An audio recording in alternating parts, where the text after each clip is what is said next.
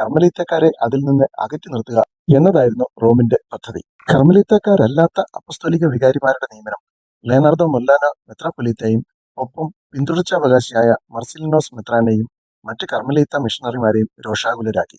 അതുകൊണ്ട് ഒരു കർമ്മലീത്ത അപ്പസ്തോലിക വികാരിയുടെ കീഴിൽ തെക്കും ഭാഗർക്ക് വേണ്ടി മാത്രമായി മൂന്നാമതൊരു വികാരിയത്ത് സ്ഥാപിക്കാനുള്ള പദ്ധതി അവർ ആസൂത്രണം ചെയ്തു. ഇതിനായി അവർ കണ്ടെത്തിയത് മർസിലിനോസ് മെത്രാന്റെ ശിഷ്യനും അദ്ദേഹത്തിന്റെ സെക്രട്ടറിയുമായ തെക്കുംഭാഗ സമുദായത്തിൽപ്പെട്ട മാത്യു മാക്കീലിനെയായിരുന്നു. ഫാദർ മാത്യു മാക്കീൽ വഴി തെക്കുംഭാഗ വൈദികർ വരാപ്പുഴ കർമ്മലീത്തക്കാരോട് കൂടുതൽ അടുപ്പത്തിലാകുകയും അവരിൽ നിന്ന് പല ആനുകൂല്യങ്ങൾ സ്വീകരിക്കുകയും ചെയ്തിരുന്നു. കർമ്മലീത്തക്കാരുടെ പ്രേരണയനുസരിച്ച് തെക്കുംഭാഗരുടെ നേതാവായ ഫാദർ മാത്യു മാക്കീലും മറ്റു ചില വൈദികരും 1887 ഊട്ടിയിൽ പോയി അപ്പസ്തോലിക പ്രതിനിധിയായ അയോധ്യയെ കണ്ടു.